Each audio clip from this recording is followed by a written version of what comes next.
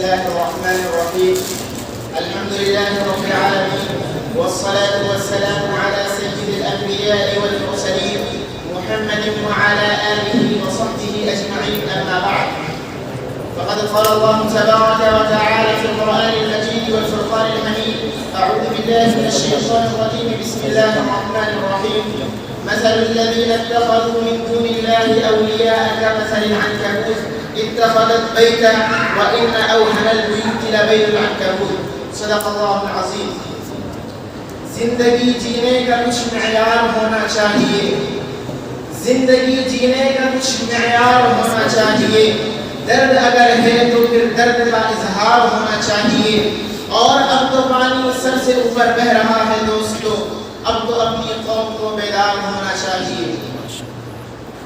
محترم مہمانان عزام، حکم حضرات، اساتذہ عزام اور معزز طلبہ، آپ کو بخوبی معلوم ہے کہ یہ ملک ہندوستان جس کی حریت کے بعد تو مسلمانوں نے اپنے خون جگر سے سینچا تھا، جس ملک کی آزادی کی خاطر اسلاف نے طرح طرح کی قربانیاں پیش کی تھی، جس ملک کی آزادی کی خاطر کبھی اپنی بیویوں کو بیوہ تو کبھی بچوں کو یتیم کیا تھا، جس ملک کی آزادی کی خاطر اسلاف کو برف پر لیٹنا پڑا تھا، جس ملک کی آزادی کی خاطر کبھی مالٹا کی جیلوں میں راتیں گزارنی پڑی تو کبھی کالے پانی کی سیر کرنی پڑی تھی. آج جب ہم اس ملک ہندوستان کے حالات پر ایک نظر ڈالتے ہیں تو ہم کو کیا نظر آتا ہے؟ اس ملک کی فضا بہت مسموم ہو چکی ہے، ملک کے حالات بہت زیادہ خراب ہو چکے ہیں. جب ہم حالات کو دیکھتے ہیں تو آج ملک کے سنویدھان کے خلاف پورے کام کیے جا رہے ہیں، ملک کے سنویدھان کو پورے طریقے سے بھلا دیا جا رہا ہے. آج اس ہندوستان کے اندر مسلمانوں سے ان کی قومی آزادی کو چھینا جا رہا ہے. کبھی صرف حجاب پہننے کی وجہ سے مسلمان کی بہن بیٹی کو کالج میں انٹری نہیں کی جاتی ہے تو کبھی ان کے شاعر اسلام آزاد کے خلاف آوازیں اٹھائی جاتی ہیں.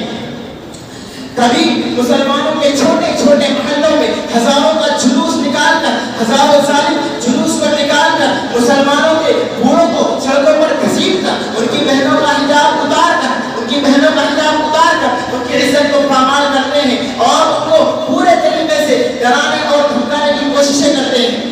خلاصہ یہ نکلا کہ آج ملک کی جب تاریخ کو ہم دیکھتے ہیں تو ہر طریقے سے مسلمانوں نے ہندوستان کو ڈرایا اور دھمکایا جا رہا ہے. لیکن میں ان قافلوں سے کہنا چاہتا ہوں کہ ہم مسلمان ہیں، مسلمان کبھی ڈرتا نہیں ہے. یہ قوم وہ قوم ہے جس نے اچھے سرماؤں کے دانت کھٹے کیے ہیں. یہ قوم وہ قوم ہے جس نے کبھی اس دھرتی سے انگریز کو بھگایا ہے، کبھی چنگیز کو بھگایا ہے. ارے یہ قوم وہ قوم ہے جس نے ابو جہل کا ستیہ ناش کیا. یہ قوم وہ قوم ہے جس نے ابو لہب کو لوہے کے سینے چبوائے ہیں. یہ مسلمان اس کے کیے میں ڈر نہیں ہے. ارے یہ مسلمان ابراہیم علیہ السلام کی شکل میں وہ تنہا جوان ہے، سامنے منجنی میں نصب کر دی گئی، آگے آگ چلائی جا رہی ہے. ابراہیم علیہ السلام سے کہا جا رہا ہے ابراہیم مانیو نا، نمرود سب کچھ ہے. ابراہیم علیہ السلام اس وقت ڈرے نہیں تھے. ابراہیم علیہ السلام نے کہا تھا کہ ہم اللہ کے سوا کسی سے نہیں ڈرتے. یہ امت اس نبی کریم صلی اللہ علیہ وسلم کی امت ہے جس نبی کے گھر کے چاروں طرف دشمنان اسلام ننگی تلواریں لے کر کھڑے ہیں، کہہ رہے ہیں محمد جیسے ہی باہر نکلے گا کام تمام کر دیں گے، نہ رہے گا پاس نہ بجے گی بانسری. لیکن میرے نبی نے اس وقت کیا جواب دیا تھا؟ سنیے، میرے نبی نے کہا تھا جب اللہ کے لیے پیدا ہوتے ہیں اللہ ہی کے لیے مریں گے. جب تک اللہ نے زندگی دی ہے کوئی گود دینے والا نہیں ہے، جب وہ گود دے گا تو کوئی بچانے والا بھی نہیں ہے. مسلمانوں نے ہندوستان یہ ہمیں سمجھنے کی ضرورت ہے. یہ بات حقیقت ہے کہ موت یقینی چیز ہے، موت آ کر رہے گی. لیکن اگر کوئی ہم پر ظلم کرے گا، ہمارے بوڑھوں کو سڑکوں پر گھسیٹے گا، ہماری بہن بیٹیوں کا حجاب کو اترائے گا، تو اگر ہمارے جسم کے اندر خون کا قطرہ بھی موجود ہے تو ہم اس کو قطعی برداشت نہیں کریں گے. مسلمانوں، المؤمن القوی خیر واحب الی اللہ من المؤمن الضعیف. اسلام نے تم کو قوت دی ہے، اسلام نے تم کو بہادری دی ہے، اسلام نے تم کو شجاعت دی ہے، اسلام نے تم کو دلیری دی ہے. مسلمانوں، طاقتور مومن بہتر بھی ہوتا ہے، اللہ کے نزدیک پسندیدہ بھی ہوتا ہے. تو میں تم سے کہنا چاہتا ہوں کہ جب اسلام نے تم کو طاقت دی ہے، اگر تم سچے پکے مومن ہو تو کھڑے ہو اور ظالم طاقتوں کا مقابلہ کرو اور ان سے کہو کہ باطل سے دبنے والے اے آسمان نہیں ہم، باطل سے دبنے والے اے آسمان نہیں ہم، سو بار کر چکا ہے تو امتحان ہمارا.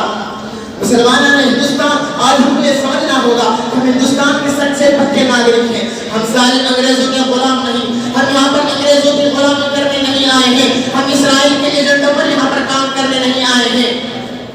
آج یہ جو اسرائیل کے ہاتھوں پر بکے ہوئے لوگ, ان کے تل میں چاٹنے والے لوگ, اسرائیل کی طاقت کے بلبوتے پر, انگریزوں کی طاقت کے بلبوتے پر, ملک کی سرمایہ کے بلبوتے پر, ملک کی فوج کے بلبوتے پر ظلم کر رہے ہیں اور اپنے آپ کو وقت کا خدا سمجھ بیٹھے ہیں. میں ان سے کہنا چاہتا ہوں کہ کبھی ہمارے سامنے اگر ربکم الاعلیٰ کا دعویٰ کرنے والا نمرود آیا تھا, ہم نے اس کی ہلاکت ایک مچھر سے ہوتے ہوئے دیکھی ہے.